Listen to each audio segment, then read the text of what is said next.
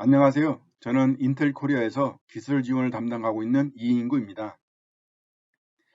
인공지능에 관심이 있는 분들이 인공지능에 좀 더 쉽게 접근할 수 있고 이해의 폭을 넓힐 수 있도록 인공지능에 대한 설명과 앞으로의 발전 방향, 그리고 비즈니스 유스 케이스를 소개하고 나아가 샘플 코드를 제공해서 인공지능 딥러닝의 모델 트레이닝과 추론을 할 수 있도록 하여 전체적인 데이터의 흐름을 이해하는 데 도움이 되고자 합니다.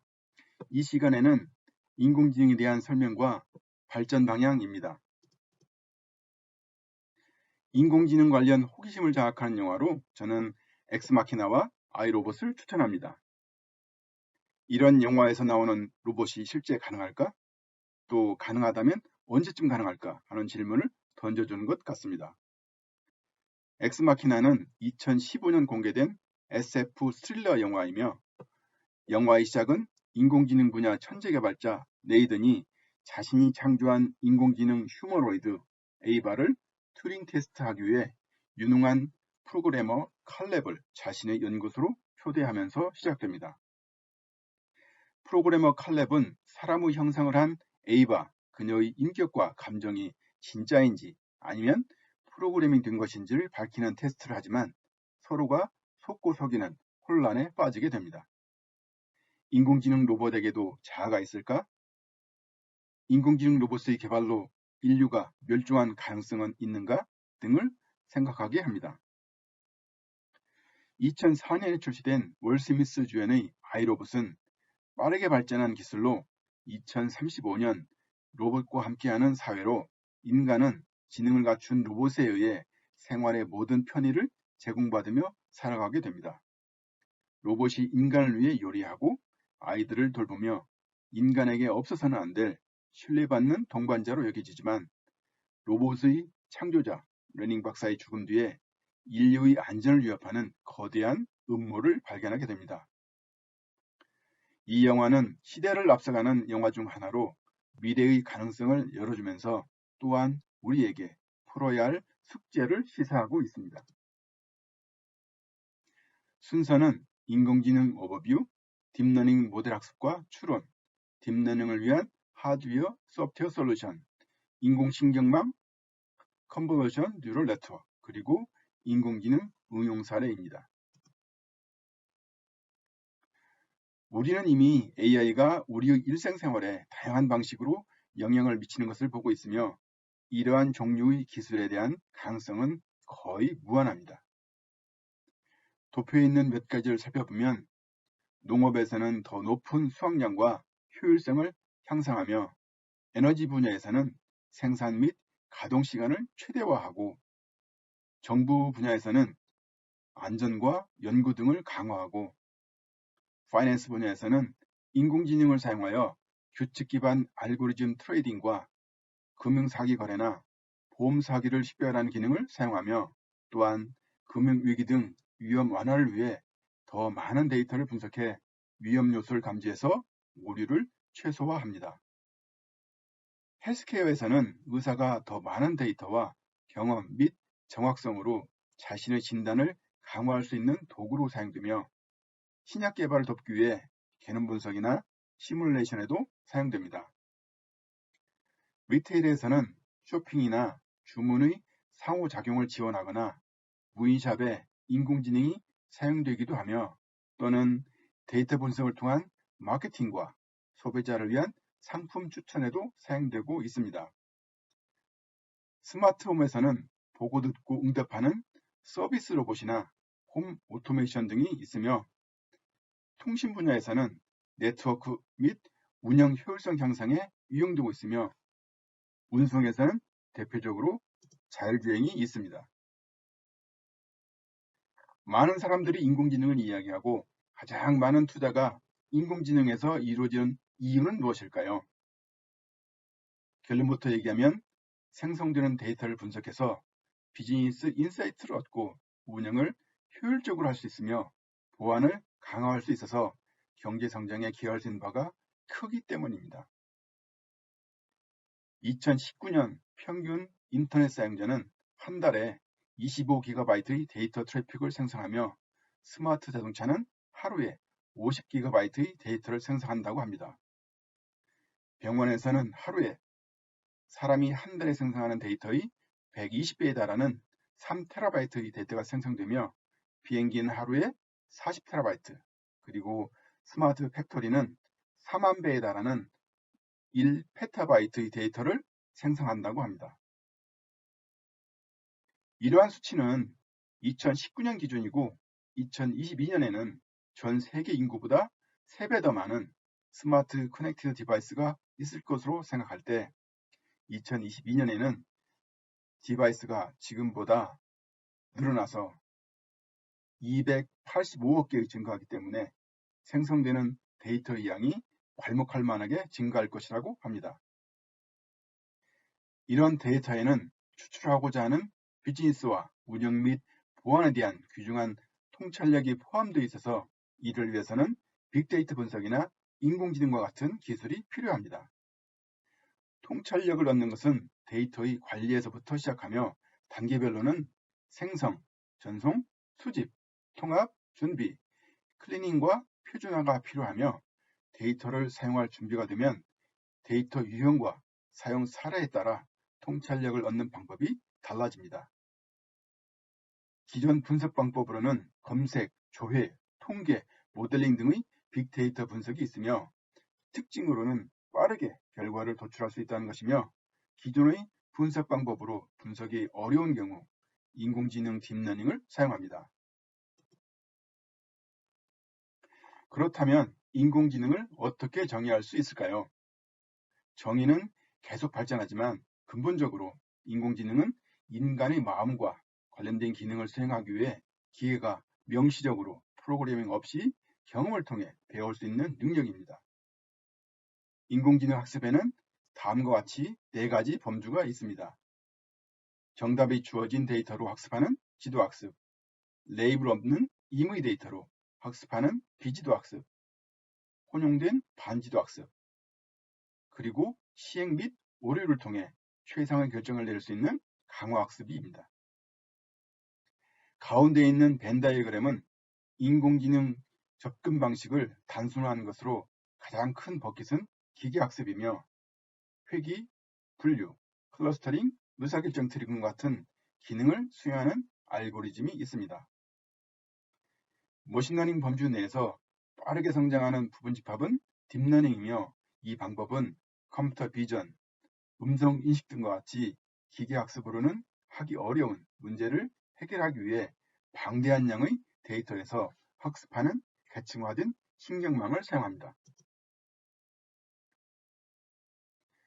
문제 해결에 있어서 어떤 방법이 가장 최선의 선택일까요? 스마트 팩토리 경우를 살펴보겠습니다.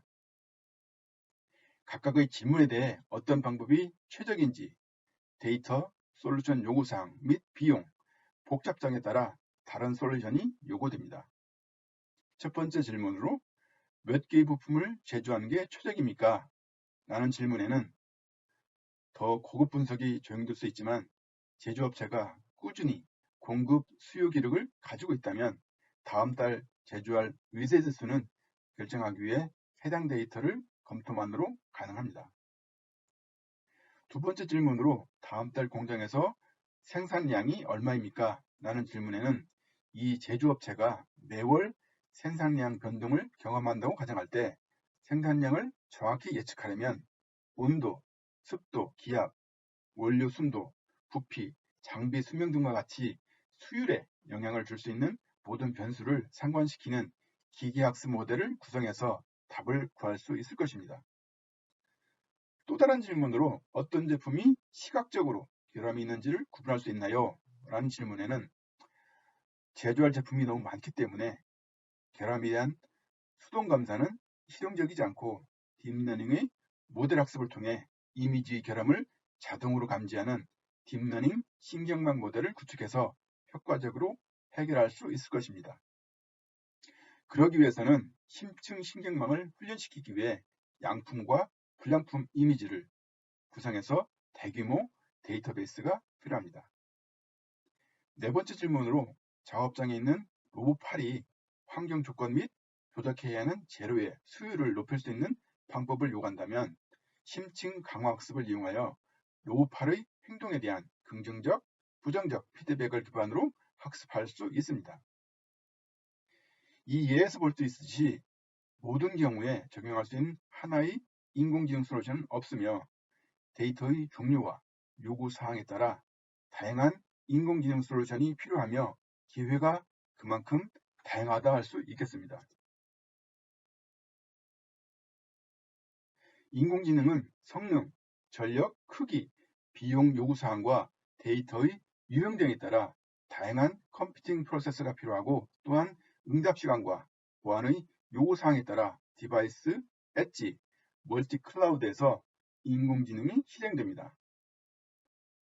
왼쪽에 있는 디바이스 범주로서 개인용 컴퓨터, 카메라, 스마트 스피커, 드론, 로봇 등과 같은 저전력 대화형 기술이 사용되는 영역이고 중간에는 지역화 단위로 공정 단위나 소규모 분산 클러스터, 네트워크 비디오 레코더와 자동차 또는 MRI 기계와 같은 복잡한 시스템 또는 게이트웨이 스테이션 등이 있습니다. 오른쪽에는 퍼블릭 및 프라이빗 데이터 센터, 통신 서비스, 정부 연구소, 학술 클러스터, 대기업 IT와 같은 대규모의 하이퍼 스케일로 구성된 멀티 클라우드가 있습니다. 인공지능은 1950년대에 태동하여 10년 단위로 상승과 하강의 부침이 있었으며 2010년대 초 딥러닝의 재발견을 인공지능의 2.0으로 지칭하며 2011년에 IBM 왓슨이 퀴즈 대회에서 우승을 그리고 2016년 구글 알파고가 바둑 대회에서 우승을 하는 데 이어 얼리 아답터들이 비즈니스에 인공지능을 적용하게 됩니다. 오늘의 인공지능 3.0에서는 정확도를 높이기 위해 훨씬 더 복잡한 모델, 더 큰 데이터셋을 사용하며 이를 처리하기 위해 더 많은 컴퓨팅 자원을 필요로 합니다. 다양한 사용 사례 요구사항 외에도 점점 더 까다로운 인공지능 3.0 요구를 충족시키기 위해 새로운 아키텍처 혁신 및 솔루션을 개발해야 합니다. 4차 산업혁명과 인공지능은 어떤 관계일까요? 2016년 다보스 포럼에서 4차 산업혁명이라는 단어가 처음 등장했습니다. 1차 산업혁명에서부터 3차 산업혁명이 진행되는 동안 가장 큰 변화는 수공업에서 자동화라는 공정의 발전을 비롯해 PC와 인터넷의 발전을 통해 정보의 공유라는 연결성이 강화되었습니다. 즉, 지난 1차 산업혁명부터 3차 산업혁명까지 주로 연결에 초점을 둔 구조였다면 4차 산업혁명은 이 모든 것을 융합하여 전혀 새로운 것을 창조해내는 것입니다. 4차 산업혁명의 핵심은 다양한 기존 산업의 ICT 기술이 융합된 형태로 볼 수 있습니다. 즉, 빅데이터, 인공지능, 5G, 클라우드 등이 결합함으로써 더 큰 시너지 효과를 나타냅니다. 자율주행의 경우 5G 네트워크를 통한 빠른 데이터 전송과 클라우드 데이터 센터를 통한 정보 공유, 그리고 인공지능의 정보 분석이 결합하여 자율주행을 원활하게 합니다. 정밀 의료의 경우도 5G 네트워크를 통한 수많은 단말 장치나 병원의 진료 데이터를 클라우드 데이터 센터로 전송하고 이를 표준화하고 정제하여 인공지능 기술을 통해 영상, 이미지, 개념 분석 데이터, 질병 이력 등을 종합적으로 분석하여 의사가 환자에게 개인별 최적의 치료법을 조언할 수 있도록 합니다. 그 밖에 우리가 이미 알고 있는 드론을 활용한 보안과 안전, 편리함을 제공하는 서비스 로봇, 생산성을 높이기 위한 공장 자동화 등 4차 산업혁명의 인공지능은 함께 수반되어집니다. 포레스트가 비즈니스 및 기술 전문가를 대상으로 조사한 결과를 보면 60% 이상의 많은 기업이 인공지능을 연구하고 있지만 인공지능 시스템을 사용하고 있는 기업은 상대적으로 많지 않은 것으로 나타나고 있습니다. IDC 자료에 따르면 인공지능에 대한 투자와 연구는 미국과 중국에서 60% 이상을 차지하고 있으며 인공지능 비즈니스의 매출은 미국이 55%를 차지한다고 합니다. 2020년 세계 인공지능 시장 규모는 36에서 52빌리언 달러 규모이고 2025년까지 연평균 성장률은 38% 정도라고 합니다. 한국의 경우는 2020년 2조 원이고 역시 성장률은 38% 정도를 예상합니다. 지금까지 성장을 이끌어온 분야로는 파이낸스에서는 금융사기 방지, 핀테크 등이 있고 리테일에서는 소비 패턴을 분석해서 비즈니스를 만들어내는 상품 추천이나 온라인 마케팅 등이 있고 헬스케어에서는 유전자 분석, 신약 개발, 의료 영상 분야 등이 있습니다. 다음은 딥러닝 트레이닝과 추론입니다. 인공지능은 사고나 학습 등 인간이 가진 지적 능력을 컴퓨터를 통해 구현하는 기술이며 이를 위해서는 학습, 추론 및 자기 교정 등이 필요합니다. 머신러닝은 확보된 데이터를 통해 구축된 모델을 이용하여 새로운 입력 데이터에 대해 예측하는 기법을 말하며 딥러닝을 포함하고 있습니다.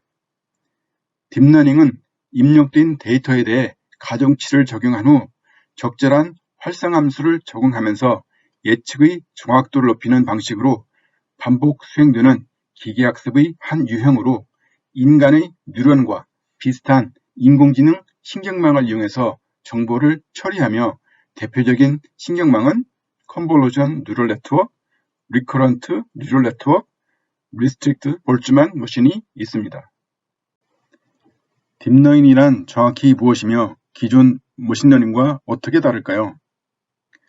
얼굴을 인식할 수 있는 시스템을 구축하고자 할 때 머신러닝을 사용하여 수행하는 방법은 주어진 얼굴을 고유하게 나타낼 수 있는 일련의 기능을 정의하는 것입니다. 예를 들면 얼굴 영역 또는 눈 사이의 거리, 눈과 코의 거리를 패턴을 정의하는 것입니다. 그런 다음 선호하는 머신러닝 알고리즘을 적용하여 지정된 기능 패턴을 고유한 아이디어와 연관시키는 방법을 학습합니다.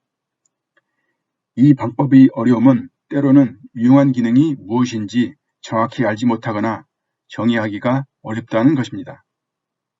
예를 들어 헤어스타일이 누군가를 식별하는 데 유용한 기능이라고 생각한다면 매끄러운 머리카락과 흐트러진 머리카락 그리고 스파이크 머리카락이 어떤지 알지만 이것을 픽셀로 정의하기는 매우 어렵고 이러한 기능은 계산하기가 복잡합니다. 예를 들어 눈 사이 거리를 계산하려면 먼저 이미지에서 눈의 위치를 알아야 합니다. 그러나 눈의 위치를 알기 어려울 수 있으며 또한 정확성이 높지 않을 수 있습니다. 딥러닝에서는 알준의 이미지 n=n 픽셀을 입력으로 심층 신경망으로 직접 전달하고 원하는 출력 레이블 또는 이름을 제공하면 충분한 데이터와 적절한 하이퍼 파라미터가 적용되면 모델에서 자동으로 올바른 위치를 찾습니다. 딥 뉴럴 네트워크 이름은 프로그램이 인공 뉴런이라고 하는 수학적 객체를 사용한다는 사실에서 유래한 것으로 입력의 조합이 임계값을 초과하면 뇌에서 뉴런처럼 작동하도록 설계되었으며 이 인공 뉴런은 뇌의 뉴런처럼 레이어로 배열되어 있어서 서로 연결되어 있습니다. 딥러닝 학습 방법에는 클래시피케이션이나 예측을 위한 지도학습, 그리고 데이터 분류에 주로 사용하는 비지도학습, 그리고 주어진 환경에서 행위에 대한 보상을 통해서 승률을 높이는 강화학습이 있습니다. 그럼 각각에 대해 살펴보겠습니다. 지도학습은 이름에서 알 수 있는 것처럼 개발자의 개입이 요구됩니다. 데이터를 넣을 때 입력과 정답으로 나누어 줍니다. 이후 머신러닝은 입력이 모델을 거쳐서 출력한 것과 해당 정답 사이의 차이가 줄도록 모델을 수정하는 과정을 반복하게 됩니다. 예제로는 사물인식, 진단, 마켓 예측 등이 있습니다. 비지도 학습은 문제의 구문이나 형태를 가지고 유형을 나눠보는 것과 유사합니다. 데이터의 특성을 분석하거나 클러스터링을 하거나 데이터를 가공하는 데 주로 사용합니다. 예제로는 빅데이터 비주얼라이제이션, 스트럭처 디스커버리, 피처 추출, 추천 시스템, 세그먼테이션 등이 있습니다. 강화학습은 제어나 게임 플레이 등 상호작용을 통해서 최적의 동작을 학습해야 할 때 많이 사용됩니다. 데이터가 먼저 주어지는 지도학습이나 비지도학습과는 달리 강화학습은 환경이 있고 에이전트가 그 환경 속에서 어떤 액션을 취하고 그 액션에 따른 어떤 보상을 얻게 되면서 학습이 진행됩니다. 에이전트가 보상을 최대화하도록 하면서 학습이 진행됩니다. 강화학습은 이렇게 데이터 수집까지 포함하는 동적인 개념의 학습을 하게 됩니다. 예제로는 로봇 내비게이션, 리얼타임 디시전, 게임, IA, 러닝 태스크 등이 있습니다. 어떤 경우에 머신러닝의 한계를 느낄까요? 추론하고자 하는 사물의 개수가 크지 않을 경우 그 특징을 추출해서 구별하는 것은 어렵지 않을 수 있습니다. 그러나 개수가 많아지면 수작업으로 하기가 어려워집니다. 또한 특징을 구분하기가 어려운 사물들도 있습니다. 이러한 어려운 문제점들을 효과적으로 하기 위해 딥뉴럴 네트워크가 사용됩니다.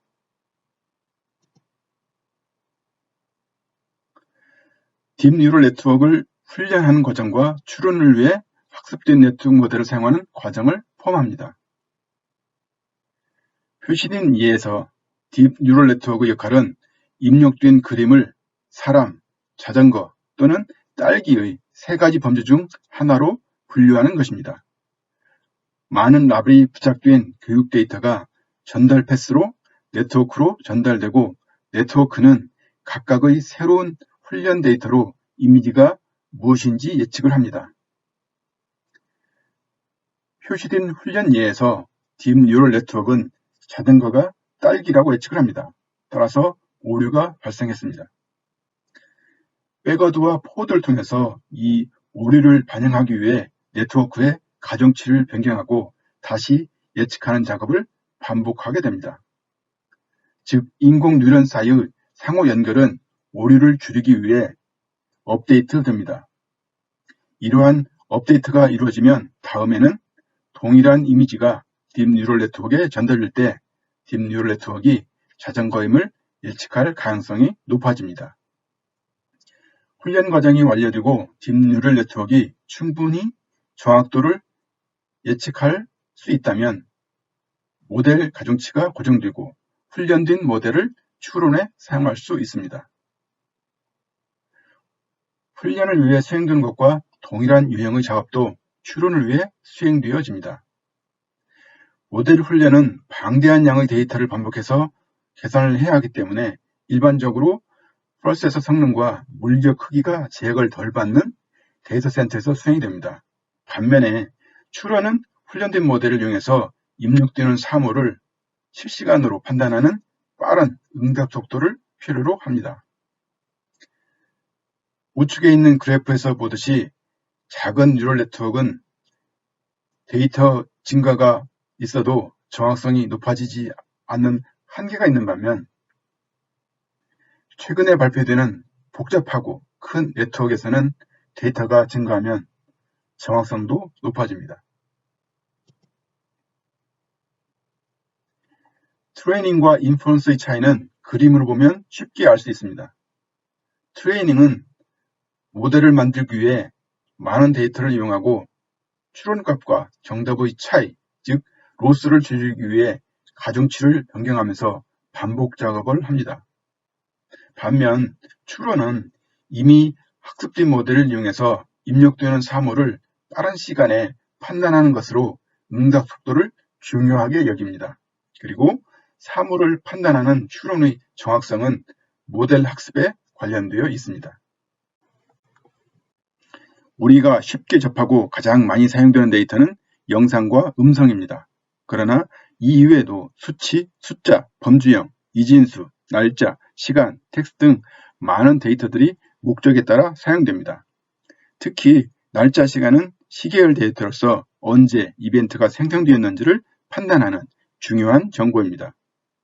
예를 들면 금융에서는 금융거래 이벤트와 시간 데이터가 병행이 되고, 날씨에서는 온도 정보와 날씨, 시간 데이터가 병행됩니다.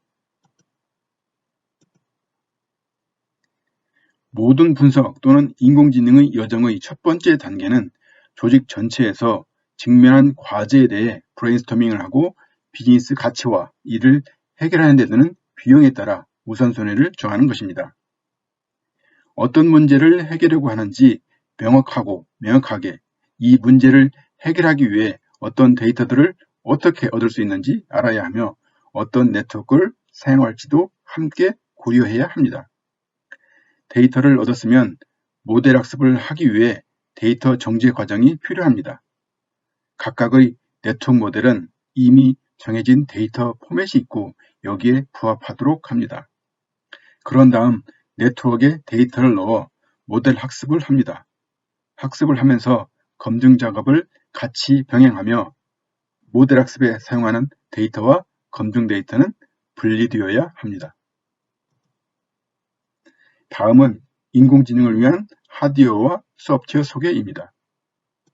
인공지능 딥러닝에 주로 사용되는 CNN은 좌측에 있는 1번과 같습니다.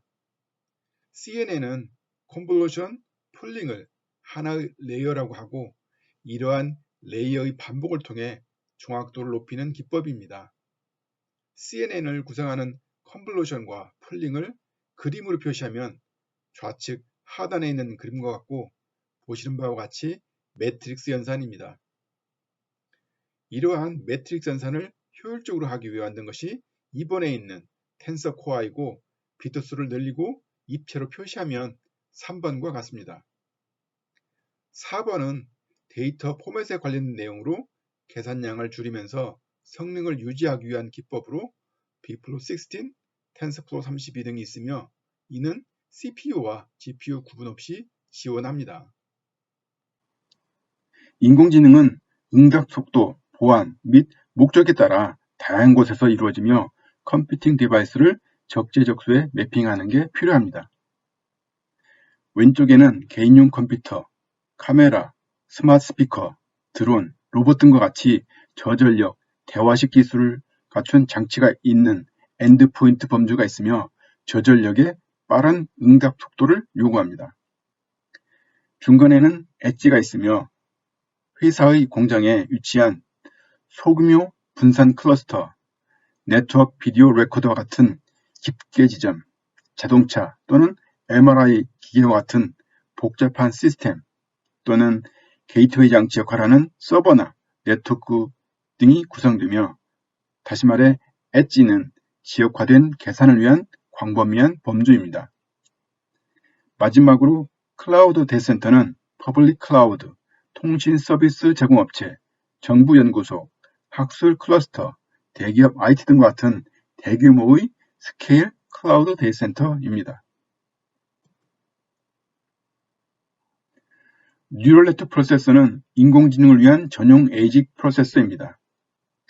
장점으로는 인공지능 전용 프로세서로서 저전력의 고성능이 가능하도록 설계되고 있으며, 특히 대규모 데이터센터 처리에 여러 대의 서버에서 병렬로 처리할 경우 데이터 흐름을 원활하게 하는 전용 데이터 버스를 지원합니다. 이 밖에 인공지능이 다양한 하드웨어를 이용하기 때문에 하나의 플랫폼에서 개발된 코드가 다양한 하드웨어에서도 운영될 수 있도록 소프트웨어 호환성을 위한 원 API가 개발되고 있습니다. Exponentially. To deliver high compute performance for emerging specialized workloads in our data-centric world, you will need diverse compute architectures. CPU, GPU, AI, and FPGA accelerators. However, today, taking advantage of multiple types of architectures is a challenge for developers. There are no common programming models that don't sacrifice performance. Separate tools are required for each architecture, and code reuse is limited. This makes development complex, costly, inefficient, and time-intensive. Developers need reduced programming complexity to minimize the barriers to adopt new, innovative hardware technology. 뉴럴 네트워크 프로세스 다음은 어떤 프로세스가 가능할까요? 그것은 보시는 바와 같이 뉴런픽과 양자 컴퓨팅입니다. 그럼 뉴런픽과 양자 컴퓨팅에 대해 말씀드리도록 하겠습니다. 인텔은 2017년 CES에서 처음으로 뉴런픽 칩인 로히를 소개했습니다. 뉴런픽 컴퓨팅은 뉴런의 형태를 모방한 회로를 만들어 인간의 뇌 기능을 모사하려는 공학 분야이며 이렇게 만들어진 칩을 뉴런픽 칩이라고 합니다. 인공신경망이 인간의 신경계를 소프트웨어적으로 모사한 것이라면 뉴런픽 칩은 하드웨어적으로 신경세포를 모사한 것입니다. 즉, 뉴런픽 칩이란 생물의 신경계의 구조를 모방한 컴퓨터 칩을 말합니다. 인간의 뇌를 모방해 기억과 연산을 대량으로 동시에 진행할 수 있도록 하는 것이 뉴런픽 칩 기술의 핵심이며 기존 프로세서보다 1000배 더 빠르고 10,000배 더 효율적으로 특정 워크로드를 처리할 수 있다고 합니다. 2019년 인텔은 뉴런픽 기반 로히 칩 64개를 구성해서 코드네임 포이키비치 시스템을 소개했으며 2021년에 첫 상용화 기일을 맞이하고 있으며 포이키비치는 자율주행 촉각 감지 시스템 그리고 그래프 검색 같은 전문 어플리케이션에서 우수하다고 합니다. 곤충들은 100만 개 미만의 뉴런의 뇌를 가지고 시각적으로 물체를 추적하고 실시간으로 장애물을 탐색하고 피할 수 있는 능력이 있다고 합니다. 우측 하단에 보이는 그림은 1억 개의 뉴런을 가진 포이키 스프링 시스템의 사진이며 신경 능력은 작은 포이로 뇌의 크기로 크고 정교한 작업을 지원하며 몇 년 이내에 인공지능과 HPC 등에서 사용되어질 것으로 기대합니다.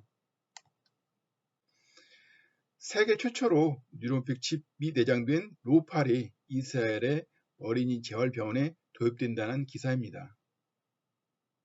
일반적으로 병원에서 사용하는 로봇팔은 재활 목적으로 사용할 경우에 많은 제약이 있고 로봇팔이 실시간으로 환자의 상태의 변화에 적응하는 데도 제약이 있다고 합니다. 반면 뉴런픽 컴퓨팅 시스템은 환자와 물체 그리고 휠체어 위치를 궤적으로 계산하기 때문에 뉴런픽 칩이 내장된 로봇팔은 실시간으로 위치를 계산해서 빨대가 꽂힌 물건을 환자의 입으로 부드럽게 가져다 줄 수 있고 또 환자가 조이스틱을 조금만 움직이거나 또는 조절에 실패하더라도 스스로 계산하고 판단한 대로 환자를 완벽하게 도와줄 수 있는 장점이 있다고 합니다. 그럼 잠시 뉴런픽 소개 영상을 보시도록 하겠습니다. I would describe neuromorphic computing as trying to make our computers think and process more like brains process. So taking the actual operation of brains and putting that into silicon. The inspiration for neuromorphic computing goes back really all the way to the earliest days of computing itself. If you look at the early papers by von Neumann and Alan Turing, they actually talk about neurons and axons and synapses.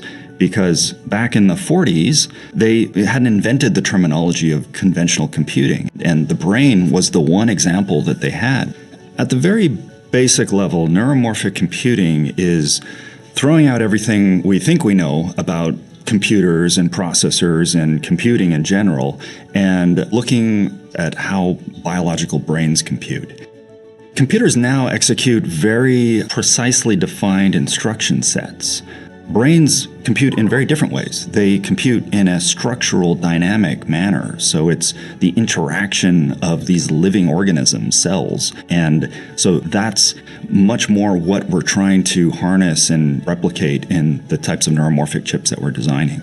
The brain operates at 20 watts, which you think about a light bulb, it's less than a light bulb of power. Everything we do, simultaneously processing data streams and creatively thinking about new ideas and insights, that's all being done at 20 watts of power.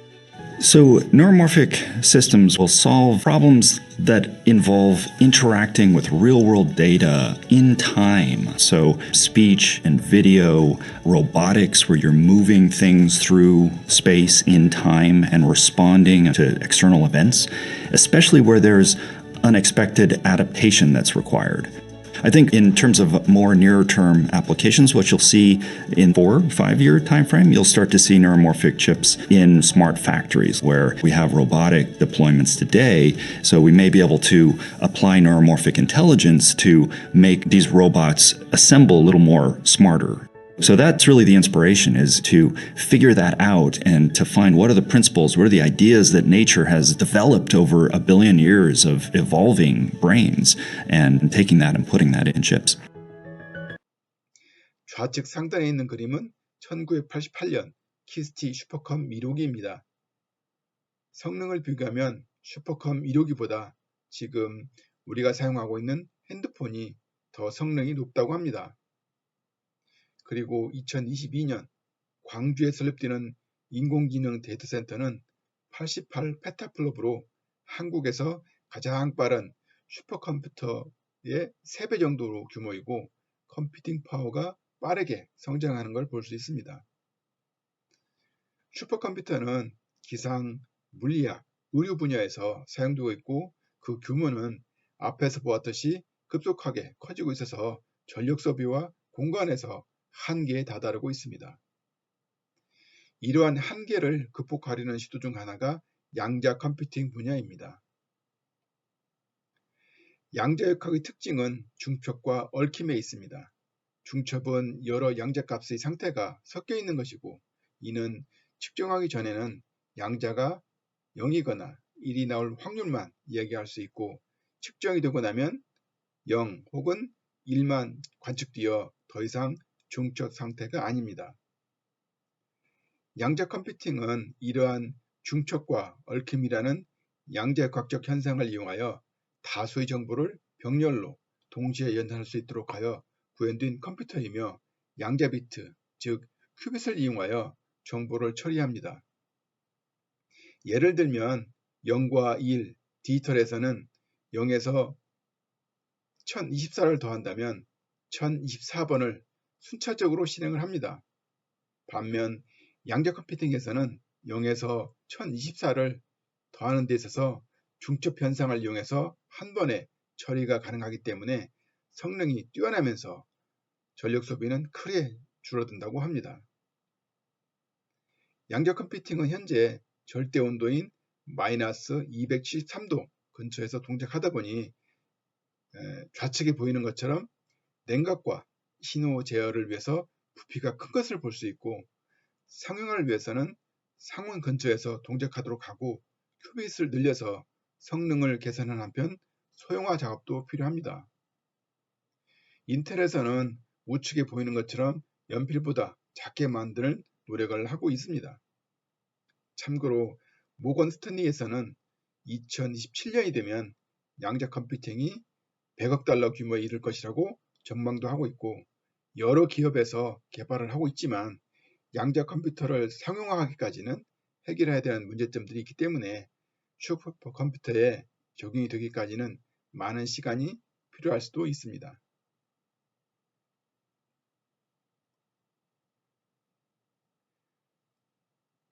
다시 한번 양자 컴퓨팅은 현재 절대 온도인 마이너스 273도 근처에 동작하다 보니 좌측에 보이는 것처럼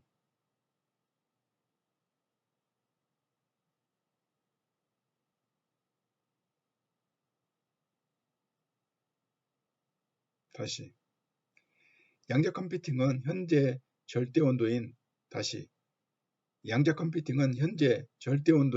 마이너스 273도 근처에 동작하다 보니 좌측에 보이는 것처럼 냉각과 신호 제어를 위해 부피가 큰 것을 볼 수 있고 상용화를 위해서는 상온 근처에서 동작하도록 하고 큐빗을 늘려서 성능을 개선하는 한편 소형화 작업도 필요합니다. 인텔에서는 우측에 보이는 것처럼 연필보다 작게 만드는 노력을 하고 있습니다.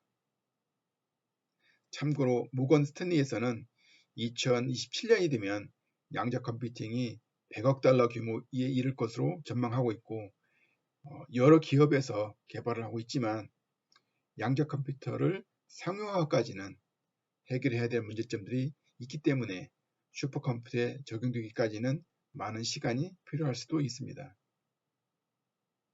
최종적으로 말씀드리겠습니다. 양자 컴퓨팅은 현재 절대온도인 마이너스 273도 근처에서 동작을 하다 보니 좌측에 보이는 것처럼 냉각과 신호 제어를 위해서 부피가 큰 것을 볼 수 있고, 상용화를 위해서는 상온 근처에서 동작하도록 하고, 또 큐비스를 늘려서 성능을 개선하는 한편 소형화 작업도 필요합니다. 인텔에서는 우측에 보이는 것처럼 연필보다 작게 만드는 노력을 하고 있습니다. 참고로 모건 스탠리에서는 2027년이 되면 양자 컴퓨팅이 100억 달러 규모에 이를 것이라는 전망을 하고 있고, 또 여러 기업에서 개발을 하고 있지만 양자 컴퓨팅을 상용화하기까지는 해결해야 되는 문제점들이 있기 때문에 슈퍼컴퓨터에 적용되기까지는 많은 시간이 걸릴 수도 있습니다. 페이스북에서 게시한 이 백서에서 할 수 있듯이 CPU는 고객이 추론을 위해 선택하는 경우가 많습니다. 모델 학습의 경우 랭킹 알고리즘처럼 데이터를 자주 액세스하는 경우는 데이터 액세스 레지스턴스가 작은 CPU에서 성능이 우수하고, 그래픽이나 병렬 연산에서는 GPU가 우수합니다. 그리고 의료 영상처럼 데이터의 크기가 큰 경우는 GPU에서 메모리 크기 제한으로 CPU를 선호하기도 합니다. 프레임워크는 크게 오픈소스와 프로프라이터를 구분할 수 있으며, 프로프라이터리에는 멜렉, 사스, IBM 등이 있으며, 오픈소스에는 커머셜 소스와 커뮤니티 소스가 있습니다. 가장 많이 사용되는 프레임워크는 구글의 텐서플로우이며, 사용이 쉬운 프레임워크는 케라스와 파이토치입니다. 케라스와 파이토치는 API를 이용하는 하이레벨 랭귀지이며 라이브러리를 지원하여 쉽게 사용이 가능하고, 백엔드에서는 텐서플로우 등이 지원됩니다. 2019년에 출시된 텐서플로우 2.0에서는 케라스를 흡수했습니다. 카페는 초기에 많이 사용됐기 때문에 카페로 된 샘플 코드들이 소스로 있으며 C++로 작성된 코드들이 있습니다. 최근에는 인공지능에서 파이썬을 주로 사용하며 GitHub에 이제 코드들이 파이썬으로 된 것을 볼 수 있습니다. 프레임워크 하위 계층으로는 딥러닝 네트워크가 있으며, 목적에 따라 이미 개발되어 공개된 오픈소스 네트워크를 사용해서 모델 학습을 할 수 있습니다. 네트워크는 크게 컴퓨터 비전과 자연어 처리, 그리고 강화 학습 및 기타로 나누어지는데, 여기서는 먼저 컴퓨터 비전에 관한 네트워크들입니다. 이미지 클래시피케이션은 딥 뉴럴 네트워크에 입력으로 이미지를 넣으면 그 이미지에 해당하는 클래스를 분류해내는 것을 이미지 클래시피케이션이라고 부르고, 왼쪽 아래 그림과 같이 타겟으로 하는 전체 클래스에 대해 확률값들을 출력하게 됩니다. 오브젝트 디텍션은 한 이미지에 여러 클래스의 객체가 동시에 존재할 수 있는 상황을 가정합니다. 즉, 멀티-레이블드 클래시피케이션과 바운딩 박스 리그레션 두 문제가 합쳐져 있다고 생각하시면 됩니다. 세그멘테이션은 어떤 데이터를 부분별로 분할할 것을 의미하고, 시멘틱은 의미 정보를 의미합니다. 예를 들어 자동차, 건물, 고양이 등의 클래스를 정보로 생각하시면 됩니다. 따라서 시멘틱 세그멘테이션은 데이터를 클래스 정보로 포함하도록 분할하는 것을 의미합니다. 시각적 객체 감지는 정확한 이미지에서 정확한 지역화를 통해 특정 대상 클래스의 객체를 찾고 각 객체 인스턴스에 해당 클래스 레이블을 할당하는 것을 목표로 합니다. 딥러닝 기반 이미지 분류의 성공으로 딥러닝을 사용한 객체 감지 기술이 최근에 활발히 연구되고 표에서 보시는 바와 같이 계속해서 딥러닝을 통한 시각적 객체 탐지 기술이 꾸준히 발전되고 있습니다. 모블넷은 모바일 및 임베디드 시스템 애플리케이션을 위하여 제한된 깊이 분리가 가능한 간소한 아키텍처를 사용하여 경량, 심층 신경망을 구축하는 효율적인 모델입니다. 우측 상단에 보이는 에피션트넷은 최첨단 정확도를 달성하면서도 이전 모델보다 크기가 작고 빠른 이미지 분류 모델입니다. 에피션트넷은 오토ML 및 컴파운드 스케일링을 기반으로 합니다.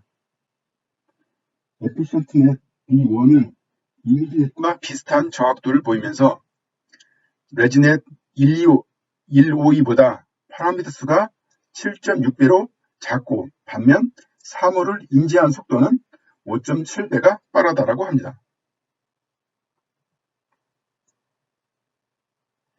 음성에는 스피치 레코그니션, 트랜슬레이션, 텍스트 투 스피치 세 가지가 있습니다.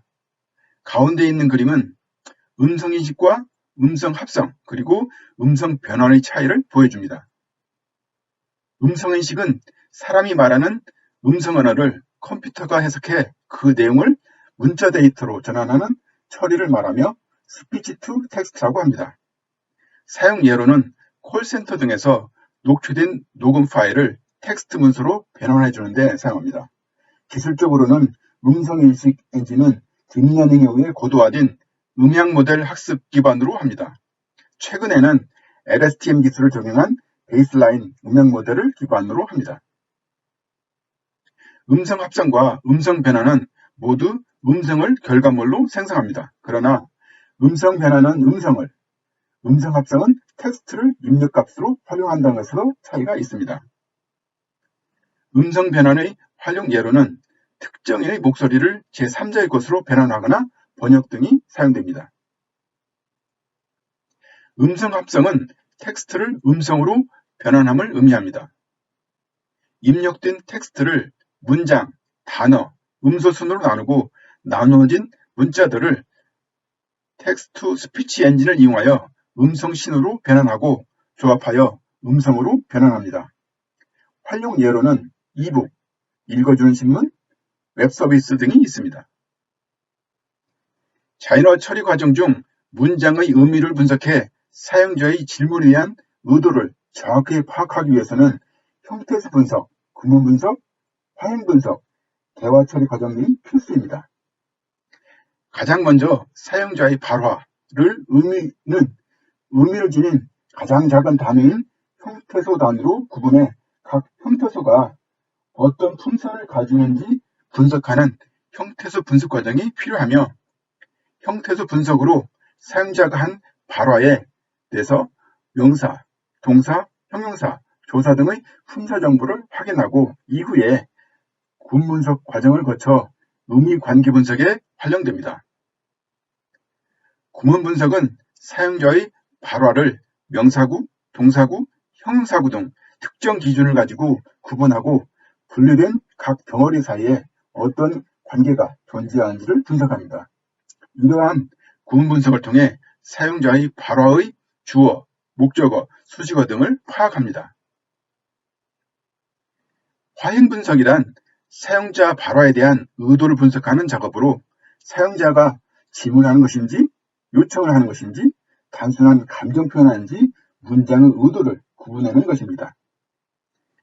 자인어 처리 네트워크 모델은 하기 태블에 보는 것처럼 활발하게 업데이트되고 있고 특히 구글에서 연구 결과들이 있습니다.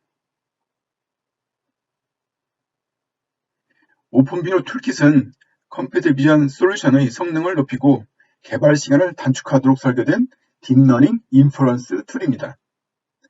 인텔에서 제공하는 다양한 하드웨어 옵션을 통해 성능을 향상시키고 전력을 줄이며 하드웨어 활용도를 극대화함으로써 새로운 기능을 보다 쉽게 활용하고 새로운 디자인 가능성을 열어주는 이점이 있습니다.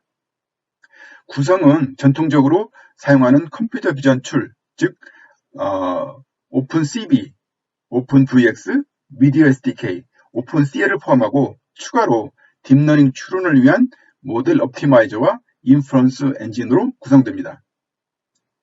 인텔의 디바이스에서 성능을 최적화하기 위해 제공되는 플러그인, 즉 매스 커널 라이브러리, CLDNN 등은 공통 API에 포함되어 있어서 별도로 다운로드할 필요 없이 다양한 CPU, GPU, FPGA, VPU 등에서 항상 최적의 성능을 제공합니다.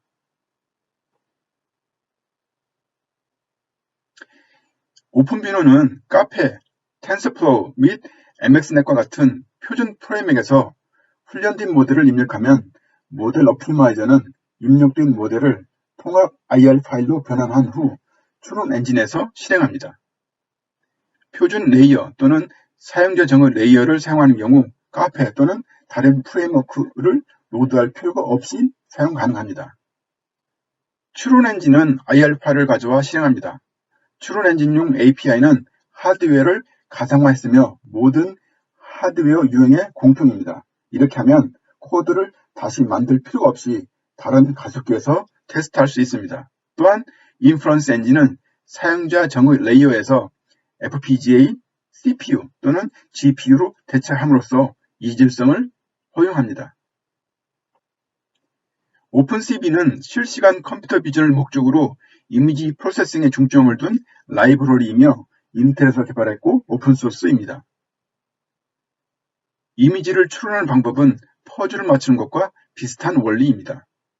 여러분은 대부분 보드판에 퍼즐 조각을 맞추는 것을 경험해 보셨을 것입니다. 어떻게 하면 쉽게 맞출 수 있을까요? 좌측의 그림처럼 가장자리나 모서리, 색상이 같은 곳 등을 찾아서 맞추기 시작할 겁니다. 왜냐하면 그 부분이 다른 곳과 다른 특징을 가지고 있기 때문입니다. 같은 방법으로 좌측에 있는 A에서 F까지 퍼즐을 맞춘다고 가정하면 어떤 것을 쉽게 찾을 수 있을까요? A와 B는 평평한 표면이며 많은 영역에 퍼져 있습니다. 이러한 패치는 정확한 위치를 찾기가 어렵습니다. C와 D는 훨씬 더 간단합니다. 그들은 건물의 가장자리이기 때문입니다. 대략적인 위치를 찾을 수 있지만 정확한 위치는 여전히 찾기 어렵습니다. 패턴은 가장자리를 따라 어디에서나 동일하기 때문입니다. 그러나 가장자리는 다릅니다. 따라서 가장자리는 평평한 영역에 비해 쉽지만 찾기에 충분하지는 않습니다. 마지막으로 E와 F는 건물의 일부 모퉁이입니다.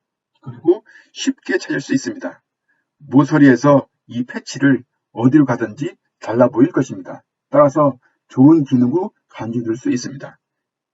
결론적으로 고유한 고유 패턴이 있으면 쉽게 찾고 추적하고 쉽게 비교할 수 있어서 정확하게 찾을 확률이 높습니다. 컴퓨터에서 입력되는 이미지는 도트 단위로 컬러 값을 숫자로 표시합니다.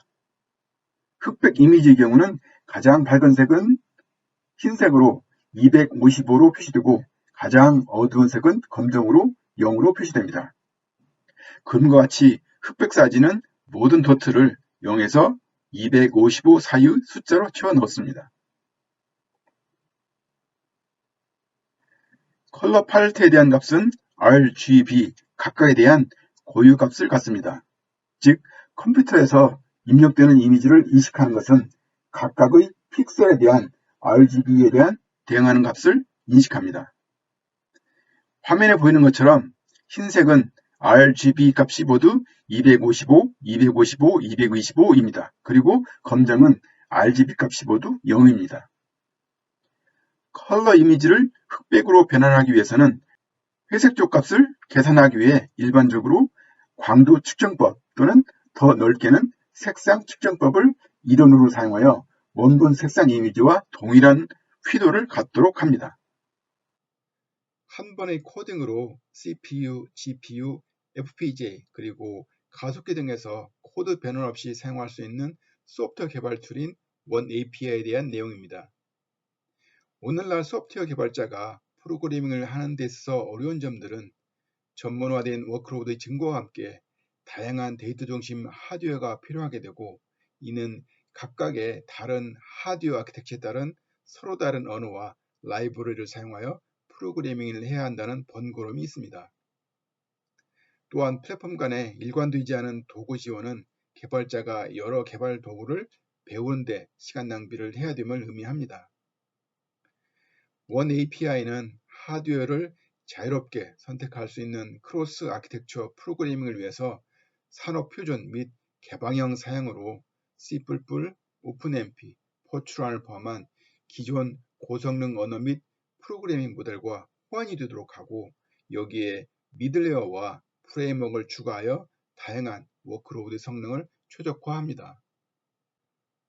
원 API는 크로스 아키텍처 언어이면서 도메인별 기능의 가속화를 위해 설계된 라이브러리를 지원하여 CPU, GPU, FPGA 및 AI 가속기를 포함한 다양한 하드웨어에서 네이티브 코드 성능을 제공합니다. 원 API는 기본 프로그래밍 스택이며 그 위에 텐서플로우와 같은 AI 프레임워크를 포함하여 미들웨어 및 프레임워크를 최적화하는 데 사용됩니다. 여기에 소프트웨어 스택을 포괄하는 고급 포팅, 분석 및 디버그 도구가 포함되어 있으며, 이러한 툴을 이용해서 코드를 디버깅하고 프로파일링 할 수 있습니다. 원 API에서 제공되는 데이터 패러럴 C++ 프로그래밍 언어는 병렬 프로그래밍 생산성을 위해 설계되었고, 광범위한 호환성을 위해서 C++ 및 시클 언어 기반입니다. 또한 데이터 병렬 프로그래밍을 단순화하고 확장성을 제공합니다. DPC++를 우리가 많이 사용하고 있는 오픈CL과 비교하면 테이블과 같습니다. 오픈CL은 GPU에서 병렬 프로그래밍을 쉽게 하기 위해 만들어졌으며, 그것을 크로노스 그룹에서 시클로 발전시켜서 CPU와 GPU를 하나의 프로그래밍으로 코딩하고 컴파일할 수 있도록 했습니다. 그리고 원 API는 시클에서 지원되지 못하는 USM 또는 서브 그룹 등을 추가했습니다. DPC++의 핵심 요소 중 하나는 싱글 프로그래밍 멀티 데이터입니다. C++에서 포문으로 순차적으로 실행하는 것을 DPC++에서는 H.parallel 이용해서 동시에 처리를 합니다.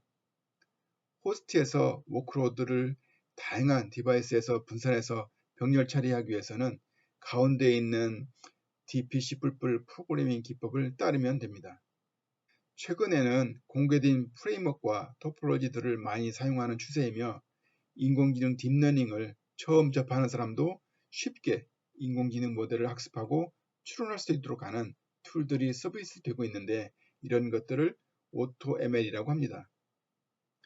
또한 오브젝트 디텍션이나 세그멘테이션은 학습을 하기 위해 먼저 데이터를 라벨링을 해야 하는데, 수동으로 몇천 장, 몇만 장의 이미지를 라벨링하기 위해서는 몇 주간의 시간이 소요되는 경우도 있습니다.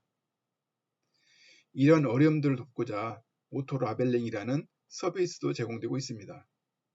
오토 라벨링은 이미 학습된 모델을 이용해서 자동으로 라벨링을 해주기 때문에 많은 시간을 절약할 수 있습니다. 그럼 잠시 딥노이드에서 제공하는 AutoML과 슈퍼브 AI에서 제공되는 오토 라벨링 데모를 보도록 하겠습니다.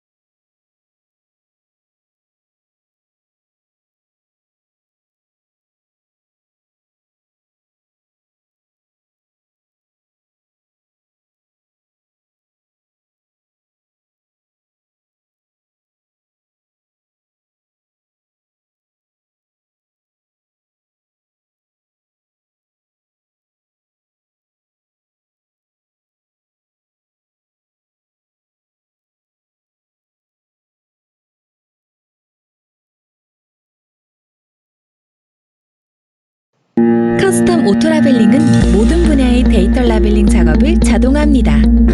데이터 라벨링 작업을 최대 9.7배 빠르게 진행해보세요. 슈퍼브 AI 커스텀 오토 라벨링은 고객사의 데이터에 특화된 라벨링 자동화 엔진을 만들어드립니다. 인공지능 전문가나 개발자가 없어도 가능합니다. 스위트에서 몇 번의 클릭만 하세요. 먼저 라벨링이 완료된 데이터셋이 필요합니다. 데이터셋을 익스포트하고 커스텀 오토 라벨을 생성하세요. 생성한 커스텀 오토 라벨을 라벨링이 필요한 데이터에 인퍼런스 하세요. 결과물을 확인한 뒤 수정이 필요한 라벨을 수정하세요.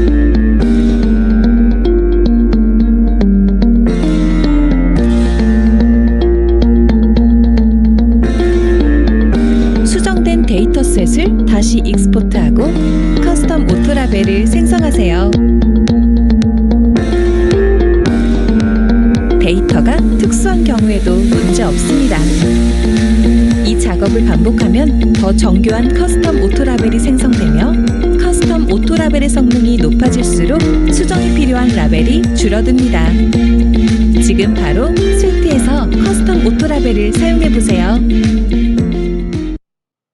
정부에서는 4차 산업혁명과 디지털 뉴딜 정책으로 빅데이터와 인공지능 분야에 많은 투자를 하고 있으며 작년에는 데이터댐 사업으로 많은 데이터를 축적하고 공유할 수 있도록 하는 통합 데이터 지도를 만들었고, 내용을 보면 16대 빅데이터 플랫폼과 인공지능 허브, 또 데이터 스토어, 그리고 코트라, 한국관공사 같은 데이터 파트너사들이 있습니다. 자세한 내용은 밑에 있는 웹사이트 빅데이터-맵에 접속하면 더 자세한 내용을 볼 수 있습니다. 다음은 인공신경망입니다. 인공신경망은 인간의 뇌를 모사한 것으로 인공신경망의 동작 원리를 이해하려면 뉴런의 동작 원리를 이해하는 것이 필요합니다. 생화학 프로세서를 통해 세포의 수상돌기로 입력신호가 들어오면 그 처리의 중요도에 따라 임펄스에 가정치를 부여합니다. 세포체는 입력신호를 누적하고 누적된 신호가 일정 임계치에 넘어서면 전기화학 프로세스를 통해 출력신호는 축색돌기로 전달됩니다. 축색돌기 종단에서 전기신호는 화학신호로 처리되어 뉴런 간의 작은 간극인 시냅스를 통해 이웃의 뉴런으로 전달됩니다. 단일 인공 뉴런 모델은 생물학적 모델과 유사하게 이해할 수 있습니다. 우측의 그림에서 입력 X에서 J로의 링크는 입력에 WJ 가정치를 곱하여 더해지고 활성함수 세타를 거쳐 J에 전파됩니다. 가중치 WJJ는 연결성의 강도 및 부호를 결정합니다. 활성화함수는 인공 뉴런이 유입되는 정보를 처리하고 구성된 네트워크로 전달하는 메커니즘입니다. 인공신경망이 생물학적 신경망을 모사하듯이 활성함수 또한 생물학적인 특징을 반영하는 모델을 사용합니다. 생물학적인 측면을 볼 때 활성함수는 입력신호의 가중치 합을 계산하여 이 값이 정해진 임계치를 넘는지를 결정합니다. 이것을 좌측 하단에 있는 그림처럼 표현할 수 있고 중간에 있는 히든 레이어가 많으면 딥 뉴럴 네트워크라고 합니다. 그리고 이런 구성을 반복해서 조합한 것을 좌측 하단에 있는 네트워크 모델입니다.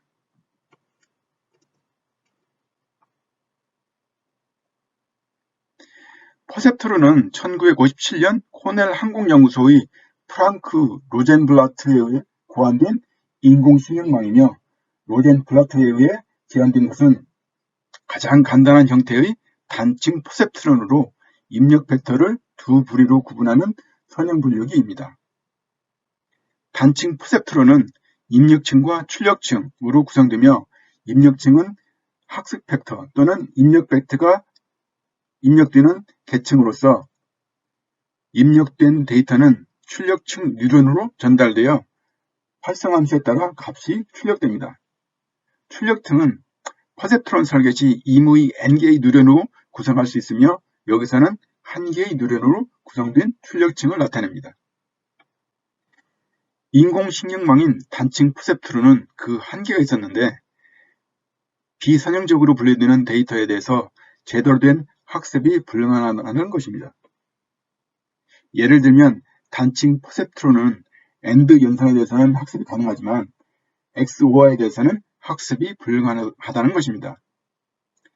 이를 극복하기 위한 방안으로 입력층과 출력층 사이에 하나 이상의 중간층을 두어 비선형적으로 분류되는 데이터에 대해서도 학습이 가능하도록 다층 퍼셉트론이 고안되었습니다.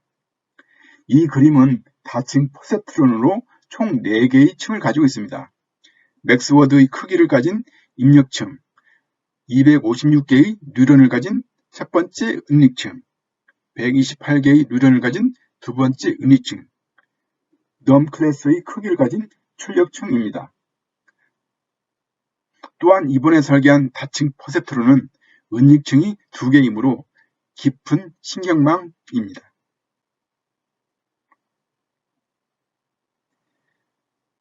퍼셉트론 또는 신경망의 뉴런은 단순하지만 독창적인 구조를 가지고 있습니다.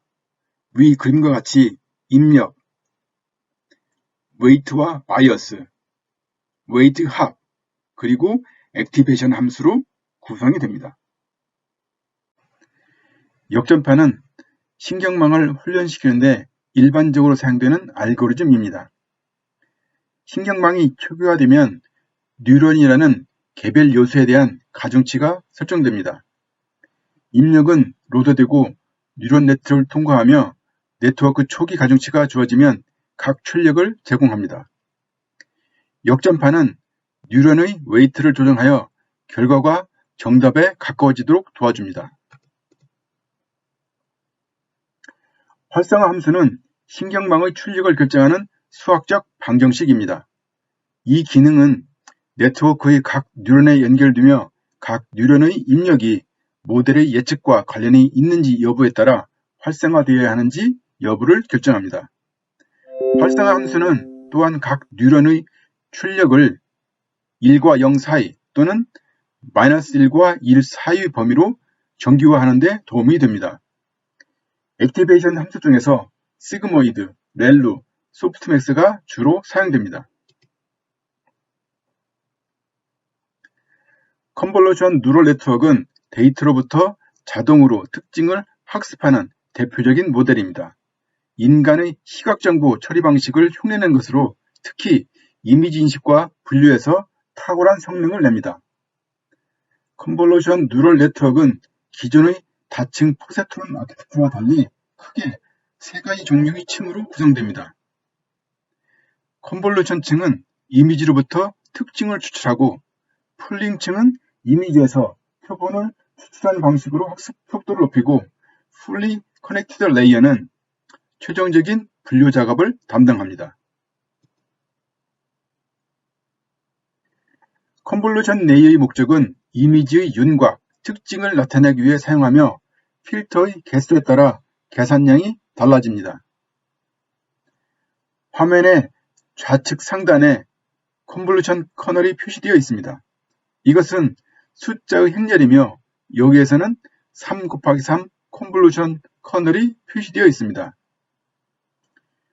연산은 필터가 이미지 위에 필터 단위로 계산되며 첫 번째가 끝나면 한 칸이나 두 칸씩 슬라이딩 되면서 계산합니다.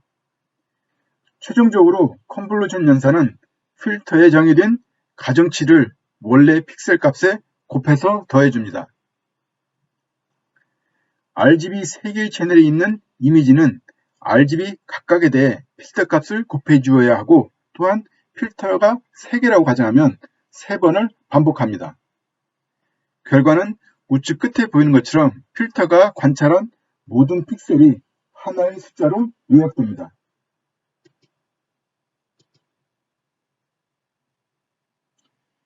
앞에서 배운 내용을 상기하여 입력에 하나의 이미지가 있고 필터가 2개면 출력은 몇 개일까요? 정답은 2개입니다. 즉, 입력 개수 곱하기 필터 수가 됩니다. 멀티 퍼셉트론에서 이미 설명이 된 내용이기 때문에 생략하도록 하겠습니다.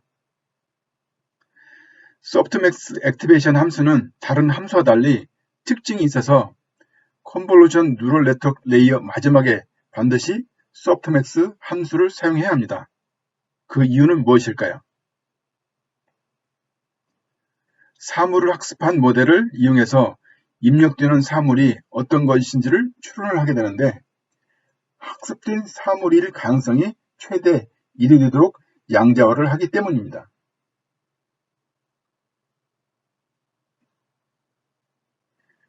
풀링을 활용하면 학습 시간을 줄이면서도 이미지 구성 요소의 위치 변화에 더 잘 대응할 수 있습니다.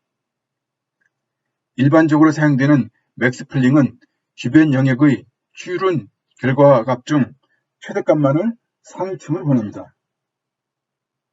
특징 탐색 영역은 4분의 1로 축소되고 위층에서의 특징 추출 및 추론에 대한 부담은 크게 줄어듭니다. 더불어 분류 작업에 유리한 불변질성을 얻을 수 있는 장점도 있습니다. 예를 들어 얼굴의 방향이나 각도에 따라 특징이 서로 다르게 추출되면 상위층에서 이를 제대로 인식할 수 없는데, 맥스풀링은 위치에 상관없이 눈, 코, 입 등을 인식할 수 있도록 해줍니다. 컨볼루션 뉴럴 네트워크 마지막 부분에 이미지 분류를 위한 풀리 커넥트 레이어가 추가됩니다. 이미지의 특징을 추출하는 부분과 이미지를 분류하는 부분 사이에 이미지 형태의 데이터를 별 형태로 만드는 플래턴 레이어가 위치합니다. 그림에서는 일렬로 플래터나이즈된 각각의 값들이 추론하고자 하는 사물에 얼마만큼 유사한지를 나타내고, 최종적으로 이 값들을 합하여 수치가 가장 높은 사물을 입력된 이미지라고 판단합니다. 참고로 소프트맥스를 사용하기 때문에 가능성의 합은 1이 됩니다. 상단에 있는 그림은 28 곱하기 28 이미지를 컨볼루션 뉴럴 네트워크를 이용해서 모델 학습을 하는 구성이고, 우측 상단은 같은 내용으로 다르게 표시한 것입니다. 밑에 있는 부분은 케라스를 이용해서 모델을 구성하는 샘플 코드입니다. 케라스의 특징은 라이브를 이용해서 간단하고 쉽게 사용할 수 있다는 것입니다.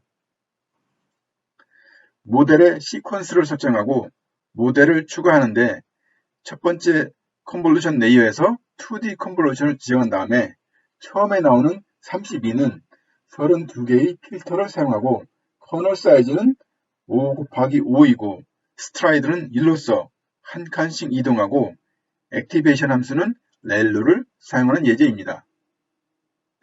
첫 번째 풀링 레이어에서는 필터 사이즈가 2x2로서 2x2를 하나의 픽셀로 만들고, 스트라이드는 2로서 첫 번째 값을 계산한 후에 다음 두 칸을 이동해서 계산을 합니다. 같은 방법으로 두 번째 컨볼루션을 하고 두 번째 맥스풀링을 합니다. 마지막에는 일렬로 정렬하는 플래턴을 합니다. 더불어 마지막에 액티베이션 함수는 소프트맥스를 사용합니다. 오버피팅을 이해하기 위해서는 바이어스와 베리언스 개념을 이해할 필요가 있습니다. 바이어스는 실제 값에서 멀어진 척도이고, 베리언스는 예측된 값들이 서로 얼마나 떨어져 있는가입니다. 많은 공통 특성 중 일부 특성만 반영하여 너무 바이어스하게 훈련되어 새로운 데이터를 대략적으로만 예측하는 것을 언더피팅이라고 얘기하고, 공통 특성 이외에 기업적인 특성까지 반영하여 하이 베리언스하게 훈련되어 새로운 데이터에 대해서 예측하지 못하는 것이 오버피팅입니다. 예를 들어 공을 인식한다고 했을 때 둥근 곳을 공이라고 하면 대부분 둥근 구 형태를 공으로 잘못 인식하는 것이고, 이것이 언더피팅입니다. 둥근 곳에 대해 갖고 있는 것이 야구공이어서 지름이 7cm 이상이고 실밥이 있어야 한다고 하면 탁구공이나 골프공 등은 인식하지 못할 것입니다. 이것이 오버피팅의 예입니다. 그럼 오버피팅을 어떻게 극복할까요? 오버피팅은 하이 베리언스 모델이기 때문에 트레이드오프로서 바이어스를 높이고 베리언스를 낮춰줍니다. 언더피팅은 우선 피처를 더 많이 반영하여 베리언스를 높여 언더피팅을 해결하고, 그리고 베리언스가 더 높은 딥러닝 모델을 사용하거나 에폭을 더 많이 하기 등이 있습니다. 우측 그림에서 밸리데이션 셋이 작아졌다 다시 커지는 지점이 오버피팅이 일어나는 시점입니다.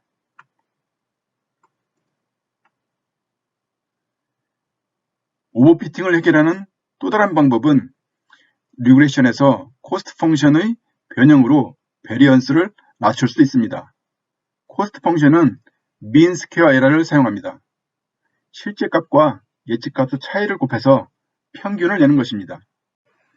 예측값과 실제 값의 오차를 최소화하는 알고리즘이 최적화 알고리즘, 옵티마이저이며 기본적인 최적화 알고리즘 중 하나가 경사하강법입니다.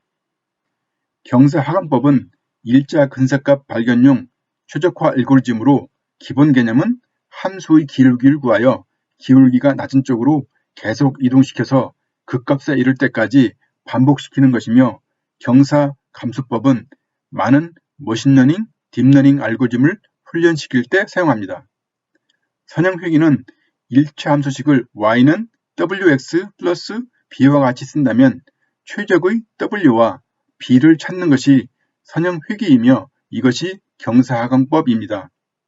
일단 w, b를 임으로 설정한 일체 함수와 데이터 포인트 사이의 평균 제곱 오차를 구하는 공식은 나타나 있는 것과 같습니다. 레이어 구성은 다양합니다. 인셉션의 경우 병렬 구조를 포함하고 있고, 레지넷은 네트워크 크기가 너무 깊을 때 체인 규칙을 여러 번 적용한 후에 손실함수가 계산된 위치의 기울기가 0으로 쉽게 줄어들기 때문입니다. 가중치에 대한 값을 업데이트하지 못하는 단점을 극복하기 위해 레지넷에서는 그라디언트 이후 레이어에서 초기 필터로 건너뛰기 연결을 통해 보정을 해줍니다. 너무 복잡하지 않은 VGG16 네트워크 모델에 대해 이해가 쉽도록 네트워크를 도식으로 표시했습니다. VGG16은 이미지넷에서 92.7%의 최상위 테스트 정확도를 달성하며 이는 1000개 클래스에 속하는 1400만 개 이상의 이미지 데이터입니다. 입력 데이터는 244 곱하기 244이고 3개의 Fully Connected 레이어를 사용하고 최종단에는 소프트맥스를 사용합니다. 일반적인 신경망은 연결되어 있어 모든 데이터가 하나의 신경층에서 다른 신경층으로 전파된다는 것을 의미합니다. 그림에 나와 있는 손글씨는 28 곱하기 28로 이 이미지를 이용해서 모델 트레이닝을 한다면 784개의 노드 입력값이 존재하게 됩니다. 참고로 우리는 실생활에서 사용하는 이미지를 학습하기 위해 244 곱하기 244 또는 1024 곱하기 1024 이상의 큰 이미지를 사용하기도 하는데, 입력값의 개수가 많아지고 해상도가 커지면 그만큼 계산량은 많아집니다. 여기서는 컨볼루션 뉴럴 네트워크를 이용해서 손글씨를 인식하는 과정을 그림으로 나타냅니다. 입력에 대해 컨볼루션을 통해 글씨의 윤곽을 나타내고 엣지 부분을 두드러지게 하고 다양한 필터를 이용해 특징들을 추출하고 최종적으로 커넥티드 레이어를 통해 0에서 9까지의 숫자와 매핑을 합니다. 데이터 타입에 관한 내용입니다. 일반적으로 모델 학습에는 32비트나 16비트를 주로 사용하고 추론에는 16비트나 8비트를 주로 사용합니다. 또 정확성보다 빠른 응답을 요구할 경우 4비트를 사용하기도 합니다. bplot 16은 데이터 길이는 16비트이면서 32비트와 비슷한 성능을 제공하도록 고안되었습니다. 매트릭스 연산은 플로팅 포인트를 사용하거나 또는 실수 연산을 사용합니다. 트랜스퍼 러닝은 학습 데이터가 부족한 분야의 모델 구축을 위해 데이터가 풍부한 분야에서 훈련된 모델을 재사용하는 머신러닝 학습 기법입니다.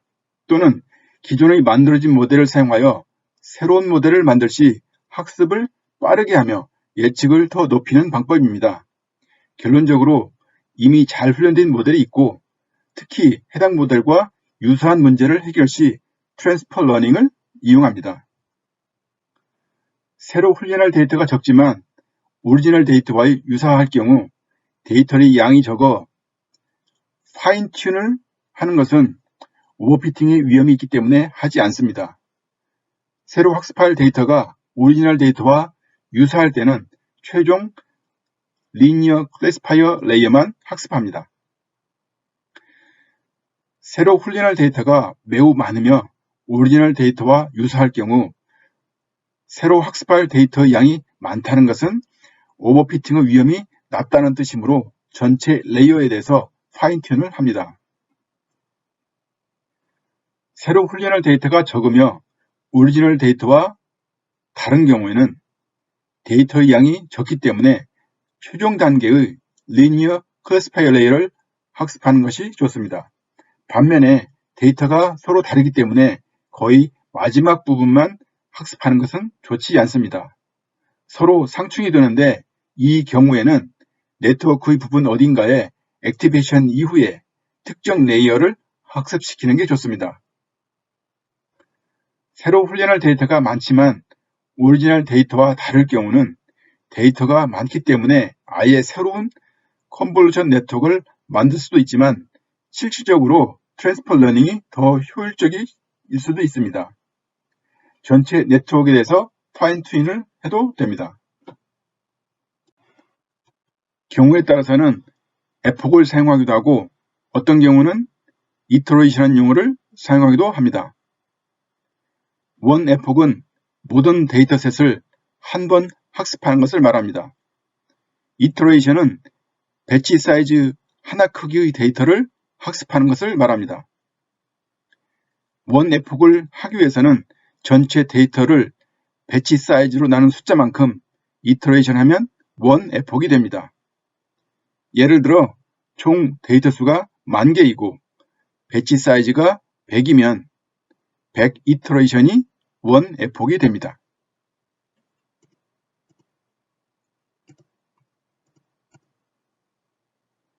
인공지능을 소개하기 위한 게임들이 몇 가지 있습니다. 진짜 사진 구별하기는 겐을 이용해서 원본과 같은 이미지를 만들어내거나 새로운 이미지를 만들어냅니다. 말을 얼룩말로 변환하거나 겨울 풍경 사진을 여름 풍경 사진으로 만들기도 합니다. 겐은 이미지를 생성하는 방법론으로 2014년 처음 등장한 이래 매우 빠르게 연구되어 많은 방법론과 그 응용이 학계에 발표되었습니다. 단순히 이미지를 생성하는 수준에서 주어진 이미지를 다른 화풍의 이미지로 바꾸는 스타일 트랜스퍼까지 다양한 응용이 가능합니다. 애드버셜 러닝은 적대적이라는 단어에서 알 수 있듯이 두 개의 모델이 서로를 대적하며 학습하는 방식입니다. 겐은 이미지를 생성하기 위하여 두 가지 모델을 동시에 사용합니다. 제너레이터 모델과 디스크리미네이터 모델로 두 모델은 서로에 대해 적대적인 관계를 가집니다. 예로 자주 이용되는 비유로 화폐 위조범과 경찰이 있습니다. 화폐 위조범은 경찰의 눈을 속여서 가짜 화폐를 만들고 또 경찰은 시중에 돌아다니는 진짜 화폐와 가짜 화폐를 구분합니다. 화폐 위조범은 격발을 피하기 위해 최대한 진짜 화폐와 유사하게 위조 화폐를 만들 것이고 경찰은 최대한 위폐와 진짜 화폐를 구분하기 위해 여러 주요 포인트들을 살펴볼 것입니다. 이러한 과정을 끝없이 반복하게 되면 진짜 화폐와 똑같이 생긴 가짜 화폐를 만들게 되는 것입니다. 구글에서 제공하는 사물 그리기 게임이며 웹에서 단어를 제시하면 제시된 단어에 맞는 사물을 그리면 컴퓨터가 판단을 합니다. 우리는 컴퓨터가 어떤 기준을 가지고 이미지를 판단하는지를 생각해 볼 필요가 있습니다. 판단의 기준은 컴퓨터가 학습에 이용한 데이터셋에 연관이 있습니다. 즉, 어떤 데이터를 갖고 모델 학습을 했는지에 따라 다릅니다. 예를 들어 사람은 강아지를 인식한다면 강아지의 색상에 관계없이 또 누워있거나 서있거나 강아지를 인식하는데 어려움이 없을 것입니다. 그러나 컴퓨터는 색상이 다른 강아지, 사진이 없거나 누워있는 강아지 사진이 없는 데이터로 학습을 하게 되면 누워있는 강아지는 인식하지 못할 수도 있습니다. 가위바위보 게임은 패턴 분석에 대한 게임입니다. 우리는 이 게임을 하면서 어떤 경우에 계속해서 이길 확률이 높은지를 알 수 있을 것입니다. 다음은 인공지능을 활용한 비즈니스들이 어떻게 전개되고 있는지를 알아보고자 합니다. 교통 분야의 인공지능을 이용하는 것은 이미 잘 알고 있을 것으로 생각합니다. 많은 자동차 회사가 자율주행에 투자를 하고 있고 발전 단계를 5단계로 분할 때 이미 3단계인 조건부 자율주행이 가능하고 머지않아 4단계인 고급 자율주행이 즉 시내 주행을 포함한 도로 환경에서 운전자의 개입이 필요 없는 단계에 가능할 것으로 생각합니다. 자연어 처리나 영상인식 또한 이미 이용되고 있는 사례들이 많이 있습니다. 예를 들면 서비스 로봇이나 컨택 센터 등에서 사용되고 있고 자동화 등에서 많이 사용되고 있습니다. 특히 보안은 인공지능에서 크게 발전하고 있습니다. 카메라에 입력되는 영상을 스스로 판단하여 이상 징후를 알리거나 차량이나 사람의 이동 경로를 실시간으로 파악하거나 지문인식을 대신하기도 합니다. 사진에서 보듯이 공항에 수화물이 방치해 있을 때 위험물인지를 판단해주거나 수배된 차량을 추적하거나 길 잃은 사람을 추적하는 데 사용할 수도 있습니다. 한편 최근에는 얼굴 인식의 경우 개인 프라이버시에 대한 우려가 있기도 합니다. 신약 개발의 어려움은 새로운 물질을 개발하고 임상시험을 하는 데 있어 비용과 시간이 계속 증가하고 있는데 이런 문제점들을 딥러닝을 이용하여 유전자 분석과 임상 시뮬레이션으로 비용과 기간을 단축할 수 있다고 합니다. 특히 지금과 같이 바이러스가 유행할 경우 방대한 데이터 분석을 통해 좀 더 빠른 대응이 가능할 수 있을 것으로 생각합니다. 사람 개개인의 특성을 고려해서 본인에게 최적의 치료를 제공하고 취약할 수 있는 질병에 대해 적절히 대처할 수 있도록 하는 정밀 의료 서비스를 위해 게놈 분석은 반드시 필요하고 표본을 모집하기 위한 사람에 대한 방대한 게놈 데이터 분석에 인공지능이 효과적으로 사용됩니다. 스티브 잡스도 췌장암 치료를 위해 유전자 분석을 했으며 안젤리나 졸리는 유방암에 대한 가족력으로 유전자 검사를 했고 유방암 확률이 일반인보다 훨씬 높은 87%였고 2013년에 예방적 절제 수술을 통해 5%로 낮췄다고 밝힌 바 있습니다. 유전자 검사 비용은 계속 낮아지고 있어 이용이 확대될 것으로 기대합니다. 무인샵은 아마존에서 이미 운영하고 있고 국내에서도 준비를 하고 있다고 합니다. 인공지능을 리테일에 적용할 경우 많은 장점들이 있습니다. 나열되는 것처럼 소비자의 선호도를 파악할 수 있어서 상품 진열이나 소비자가 원하는 제품 개발에도 도움을 받을 수 있고 항상 적정한 재고를 관리해서 경비 절감이 가능합니다. 또한 인공지능을 이용해서 소비자의 기호에 맞는 상품 추천이나 스마트 미러를 이용해 옷을 직접 입어보지 않고도 본인이 입었을 때 어떨지 피팅이 가능할 수도 있습니다. 인공지능 기반 소비자 통찰력은 마케팅 담당자가 소비자에 대한 통찰력을 생성하여 상황에 맞는 제품을 제공하는 방식을 변화시키고 있습니다. 인공지능은 소셜 프로필, 움직임, 날씨 및 행동과 같은 것을 이해함으로써 마케팅 담당자가 소비자가 원하는 것과 필요한 것을 보다 세부적인 수준에서 이해할 수 있도록 도울 수 있습니다.